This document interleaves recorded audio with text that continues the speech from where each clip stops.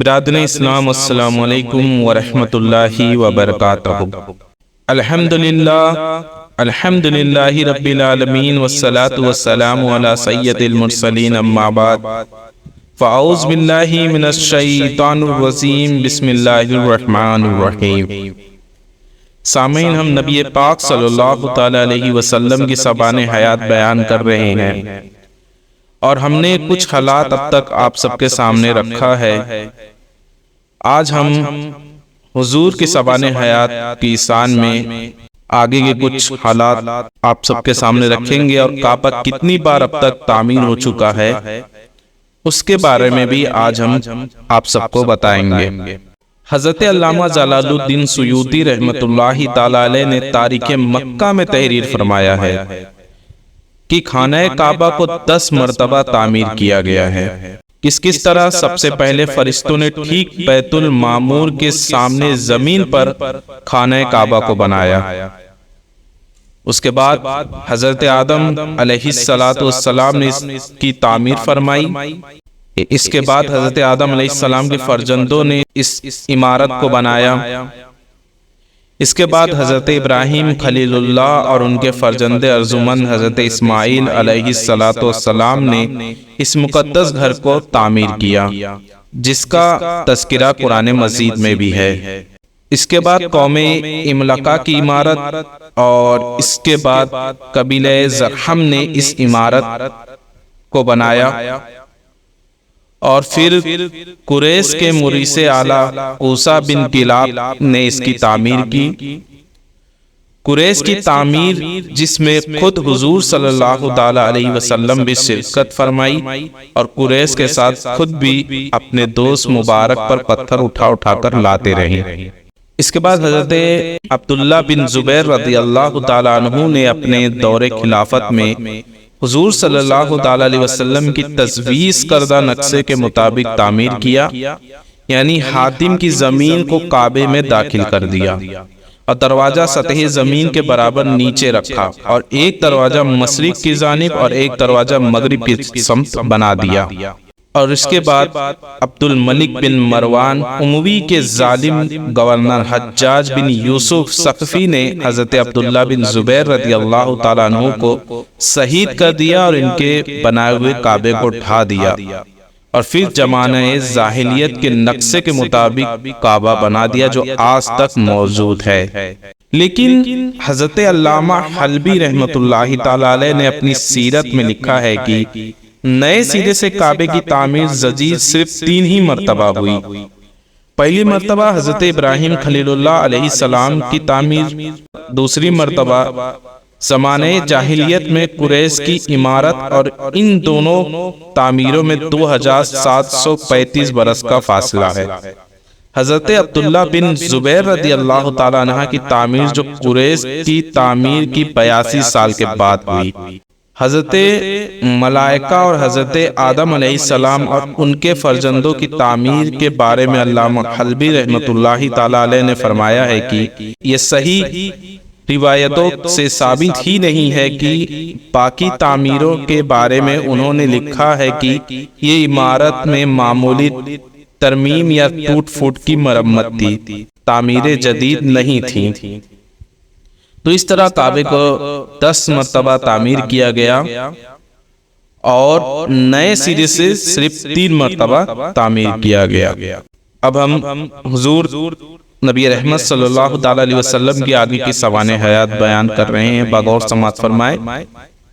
اعلان نبوت سے قبل جو لوگ حضور صلی اللہ تعالی علیہ وسلم کے مخصوص احباب اور رفاقہ تھے، وہ سب نہایت بلند اخلاق، عالی مرتبہ، ہوش مند اور باوقار لوگ تھے۔ ان میں سب سے زیادہ مکرم حضرت ابو بکر رضی اللہ تعالیٰ عنہ تھے، جو برسوں آپ صلی اللہ تعالی علیہ وسلم کے ساتھ وطن اور سفر میں رہے، اور تجارت نیز دوسرے کاروباری معاملات میں ہمیشہ آپ صلی اللہ تعالی علیہ وسلم کے شریک کار و رازدار رہے۔ اسی طرح حضرت خدیجۃ الکبریٰ رضی اللہ تعالیٰ عنہ کے چچا جات بھائی حضرت حاکم بن حزام رضی اللہ تعالیٰ عنہ، جو قریش کے نہایت ہی معزز رئیس تھے، اور جن کا ایک خصوصی شرف یہ ہے کہ ان کی ولادت خانہ کعبہ کے اندر ہوئی تھی، یہ بھی حضور نبی رحمت صلی اللہ تعالی علیہ وسلم کے مخصوص احباب کی خصوصی امتیاز رکھتے تھے۔ حضرت زماد بن ثعلبہ رضی اللہ تعالیٰ عنہ جو زمانۂ جاہلیت میں طبابت اور جراحی کا پیشہ کرتے تھے، یہ بھی احباب خاص میں تھے۔ حضور صلی اللہ تعالیٰ علیہ وسلم کے اعلان نبوت کے بعد یہ اپنے گاؤں سے مکہ آئے تو کفار قریش کی زبانی یہ پروپیگنڈا سنا کہ محمد صلی اللہ تعالیٰ علیہ وسلم مظنون ہو گئے ہیں۔ پھر یہ دیکھا کہ حضور صلی اللہ تعالیٰ علیہ وسلم راستے میں تشریف لے جا رہے ہیں اور آپ صلی اللہ تعالیٰ علیہ وسلم کے پیچھے لڑکوں کا ایک گول ہے جو شور مچا رہا ہے۔ یہ دیکھ کر حضرت زماد بن ثعلبہ رضی اللہ تعالیٰ عنہ کو کچھ صبح پیدا ہوا اور پرانی دوستی کی بنا پر ان کو انتہائی رنج و قلق ہوا، لہٰذا یہ حضور صلی اللہ تعالیٰ علیہ وسلم کے پاس آئے اور کہنے لگے کہ اے محمد صلی اللہ تعالیٰ علیہ وسلم، میں طبیب ہوں اور جنون کا علاج کر سکتا ہوں۔ یہ سن کر حضور صلی اللہ تعالیٰ علیہ وسلم نے خدا عز و جل کی حمد و ثنا کے بعد چند جملے ارشاد فرمائے جن کا حضرت زمادہ بن ثعلبہ رضی اللہ تعالیٰ عنہ کے قلب پر اتنا گہرا اثر پڑا کہ وہ فوراً ہی مشرف با اسلام ہو گئے۔ حضرت قیس بن سائب مخزومی رضی اللہ تعالیٰ عنہ تجارت کے کاروبار میں آپ صلی اللہ تعالیٰ علیہ وسلم کے شریک کار رہا کرتے تھے اور آپ صلی اللہ تعالیٰ علیہ وسلم کے گہرے دوست میں سے تھے۔ یہ کہا کرتے تھے کہ حضور اکرم صلی اللہ تعالیٰ علیہ وسلم کی معاملہ اپنے تجارتی شرکا کے ساتھ ہمیشہ نہایت ہی صاف ستھرا رہتا تھا اور کبھی کوئی جھگڑا پیش نہیں آتا تھا۔ عرب میں اگرچہ ہر طرف شرک پھیل گیا تھا اور گھر گھر میں بت پرستی کا چرچا تھا، مگر اس ماحول میں بھی کچھ ایسے لوگ تھے جو توحید کے پرستار اور شرک اور بت پرستی سے بیزار تھے۔ انہی خوش نصیبوں میں زید بن عمر بن نوفل ہیں۔ یہ علل اعلان شرک اور بت پرستی سے انکار اور جاہلیت کی مشرکانہ رسموں سے نفرت کا اظہار کرتے تھے۔ یہ حضرت عمر رضی اللہ تعالیٰ عنہ کے چچا جات بھائی ہیں۔ شرک اور بت پرستی کے خلاف اعلان مذمت کی بنا پر ان کا چچا خطاب بن نوفل ان کو بہت زیادہ تکلیف دیا کرتا تھا، یہاں تک کہ ان کو مکے سے شہر بدر کر دیا تھا اور ان کو مکے میں داخل نہیں ہونے دیتا تھا، مگر یہ ہزاروں ایذاؤں کے باوجود عقیدہ توحید پر پہاڑ کی طرح ڈٹے ہوئے تھے۔ لہٰذا آپ کے دو شعر بہت ہی مشہور ہیں جن کو یہ مشرکین کے میلوں اور مذموں میں آواز بلند سنایا کرتے تھے۔ تو اس کا ترجمہ میں آپ کو بتاتا ہوں کہ کیا میں ایک رب کی اطاعت کروں یا 1000 رب کی؟ یہ آپ شعر کہتے تھے کہ کیا میں ایک رب کی اطاعت کروں یا 1000 رب کی، جبکہ لوگوں کے دینی معاملات تقسیم ہو چکے ہیں۔ میں نے تو لات و عزا کو چھوڑ دیا ہے اور ہر بصیرت والا ایسا ہی کرے گا۔ یہ مشرکین کے دین سے متدفر ہو کر دین برحق کی تلاش میں ملک شام چلے گئے تھے۔ وہاں ایک یہودی عالم سے ملے، پھر ایک نصرانی پادری سے ملاقات کی، اور جب آپ نے یہودی اور نصرانی دین کو قبول نہیں کیا تو ان دونوں نے دین حنیف کی طرف آپ کی رہنمائی کی جو حضرت ابراہیم خلیل اللہ علیہ السلام کا دین تھا، اور ان دونوں نے یہ بتایا کہ حضرت ابراہیم علیہ السلام نہ یہودی تھے اور نہ ہی نصرانی، اور وہ ایک خدا واحد کے سوا کسی کی عبادت نہیں کرتے تھے۔ یہ سن کر زید بن عمر بن نوفل ملک شام سے مکہ واپس آ گئے اور ہاتھ اٹھا کر مکہ میں آواز بلند یہ کہہ رہے تھے کہ اے لوگو، گواہ رہو کہ میں حضرت ابراہیم علیہ السلام کی دین پر ہوں۔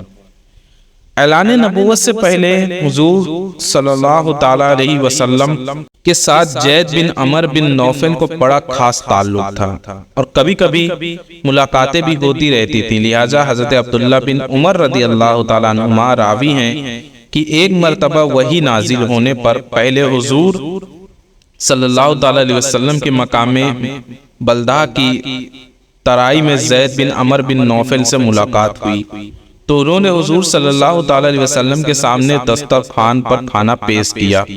جب حضور صلی اللہ تعالیٰ علیہ وسلم نے کھانے سے انکار کر دیا تو زید بن عمر بن نوفل کہنے لگے کہ میں بتوں کے نام پر ذبح کیے ہوئے جانوروں کا گوشت نہیں کھاتا،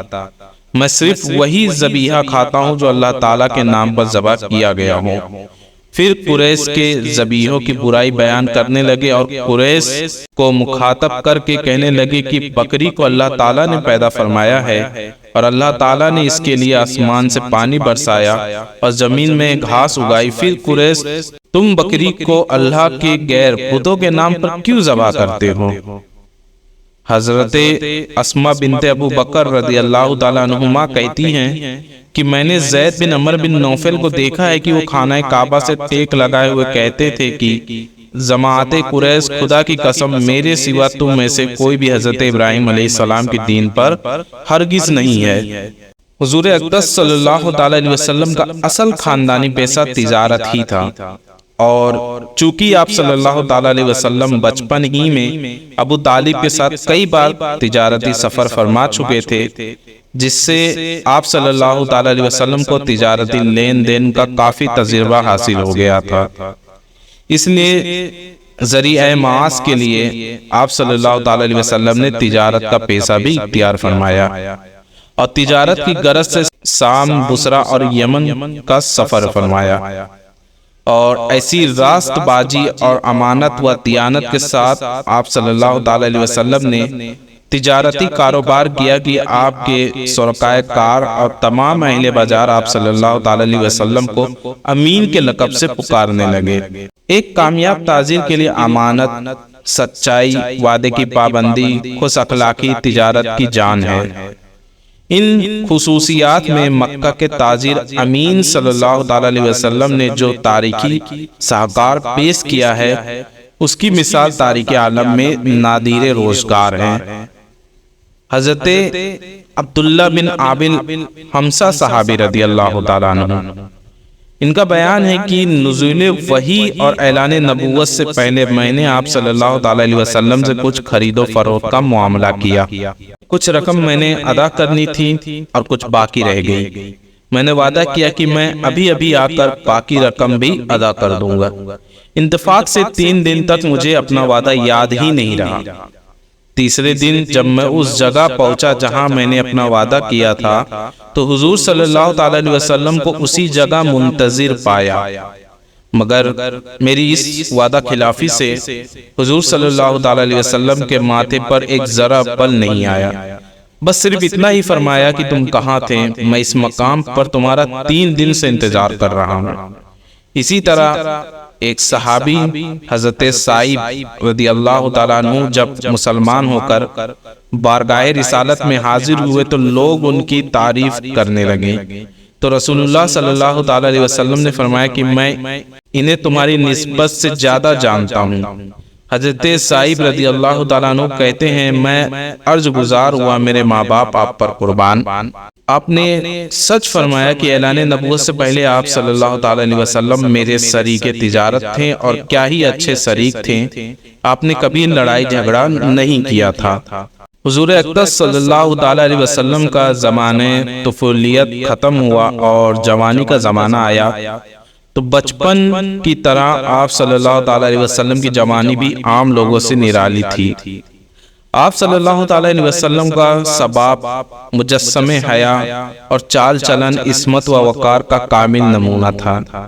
اعلان نبوت سے قبل حضور صلی اللہ تعالیٰ علیہ وسلم کی تمام زندگی بہترین اخلاق و عادات کی خزانہ تھی۔ سچائی، دیانتداری، وفاداری، عہد کی پابندی، بزرگوں کی عظمت، چھوٹوں پر شفقت، رشتہ داروں سے محبت، رحم اور سخاوت، قوم کی خدمت، دوستوں سے ہمدردی، عزیزوں کی غمخواری، غریبوں اور مفلسوں کی خبر گیری، دشمنوں کے ساتھ نیک برتاؤ، مخلوق خدا کی خیر پائی، غرض تمام نیک خصلتوں اور اچھی باتوں میں آپ صلی اللہ تعالیٰ علیہ وسلم اتنی بلند منزل پر پہنچے ہوئے تھے کہ دنیا کے بڑے سے بڑے انسانوں کے لیے وہاں تک رسائی تو کیا، اس کا تصور بھی ناممکن تھا۔ کم بولنا، فضول باتوں سے نفرت کرنا، خندہ پیشانی اور خوشروئی کے ساتھ دوستوں اور دشمنوں سے ملنا، ہر معاملے میں سادگی اور صفائی کے ساتھ بات کرنا حضور صلی اللہ تعالی علیہ وسلم کا خاص سیوا تھا۔ حرص، طمع، دغا، فریب، جھوٹ، شراب خوری، بدکاری، ناچ گانا، لوٹ مار، چوری، فحش گوئی، عشق بازی، یہ تمام بری عادتیں اور مذموم خصلتیں جو زمانے جاہلیت میں گویا ہر بچے کے خامیر میں ہوتی تھی، حضور صلی اللہ تعالی علیہ وسلم کی ذات گرامی ان تمام عیوب و نقائص سے صاف و پاک رہی۔ آپ صلی اللہ تعالی علیہ وسلم کی راست بازی اور امانت اور دیانت کا پورے عرب میں شہرہ تھا، اور مکے کے ہر چھوٹے بڑے دلوں میں آپ صلی اللہ تعالی علیہ وسلم کے برگزیدہ اخلاق کا اعتبار اور سب کی نظروں میں آپ صلی اللہ تعالی علیہ وسلم کا ایک خاص وقار تھا۔ بچپن سے تقریباً 40 برس کی عمر شریف ہو گئی، لیکن زمانہ جاہلیت کے ماحول میں رہنے کے باوجود تمام مشرکانہ رسومات اور جاہلانہ اطوار سے ہمیشہ آپ صلی اللہ تعالی علیہ وسلم کا دامن عصمت پاک ہی رہا۔ مکہ شرک اور بت پرستی کا سب سے بڑا مرکز تھا۔ خود خانہ کعبہ میں 360 بتوں کی پوجا ہوتی تھی، مگر آپ صلی اللہ تعالی علیہ وسلم کے خاندان والے ہی کعبہ کے متولی اور سجادہ نشین تھے، لیکن اس کے باوجود آپ صلی اللہ تعالی علیہ وسلم نے کبھی بھی بتوں کے آگے سر نہیں جھکایا۔ غرض نزول وحی اور اعلان نبوت سے پہلے بھی آپ صلی اللہ تعالی علیہ وسلم کی مقدس زندگی اخلاق حسنہ اور محاسن افعال اور مجسمہ اور تمام عیوب و نقائص سے پاک و صاف رہی۔ لہذا اعلان نبوت کے بعد آپ صلی اللہ تعالی علیہ وسلم کے دشمنوں نے انتہائی کوشش کی کہ کوئی ادنا سا عیب یا ذرا بھی خلاف تہذیب کوئی بات آپ صلی اللہ تعالی علیہ وسلم کی زندگی میں کسی دور میں بھی مل جائے تو اس کو اچھال کر آپ صلی اللہ تعالی علیہ وسلم کے وقار پر حملہ کر کے لوگوں کی نگاہوں میں آپ کو ذلیل و خوار کر دے، معاذ اللہ۔ مگر تاریخ گواہ ہے کہ ہزاروں دشمن سوچتے سوچتے تھک گئے، لیکن کوئی ایک واقعہ بھی ایسا نہیں مل سکا جس سے وہ آپ صلی اللہ تعالی علیہ وسلم پر انگشت نمائی کر سکیں۔ لہذا ہر انسان اس حقیقت کے اعتراف پر مجبور ہے کہ بلا شبہ حضور صلی اللہ تعالی علیہ وسلم کا کردار انسانیت کا ایسا محیر العقول ہے اور غیر معمولی کردار ہے جو نبی علیہ السلام کے سوا کسی دوسرے کے لیے ممکن ہی نہیں ہے۔ یہی وجہ ہے کہ اعلان نبوت کے بعد سعید روح آپ صلی اللہ تعالی علیہ وسلم کا کلمہ پڑھ کر تن من دھن کے ساتھ اس طرح آپ صلی اللہ تعالی علیہ وسلم پر قربان ہونے لگی کہ ان کی جانثاریوں کو دیکھ کر سما کے پروانوں نے جانثاری کا سبق سیکھا اور حقیقت شناس لوگ فرط عقیدت سے آپ صلی اللہ تعالی علیہ وسلم کے حسن صداقت پر عملی نقلوں کو قربان کر کے آپ صلی اللہ تعالی علیہ وسلم کے بتائے ہوئے اسلامی رستے پر عاشقانہ اداؤں کے ساتھ زبان حال سے یہ کہتے ہوئے چل پڑے، چلیے وادی عشق میں پا برہنا، چلیے وادی عشق میں پا برہنا، یہ جنگل وہ ہے کہ جس میں کانٹا نہیں ہے۔ سامعین، ابھی تک ہم نے حضور نبی رحمت صلی اللہ تعالی علیہ وسلم کا اعلان نبوت سے قبل جو حالات تھے وہ آپ سب کے سامنے رکھ دیے ہیں۔ مکمل تو نہیں، لیکن پھر بھی جتنا ہمیں ملا ہم نے آپ سب کو بتا دیا۔ اگلا ویڈیو میں ہم نبی رحمت صلی اللہ تعالی علیہ وسلم کا پہلی وحی اور اعلان نبوت تک کا سارا بیان کریں گے۔ اگر اس ویڈیو میں پورا نہ ہوا تو آگے بھی یہ سیریز چلے گی۔ تب تک کے لیے السلام علیکم ورحمۃ اللہ وبرکاتہ۔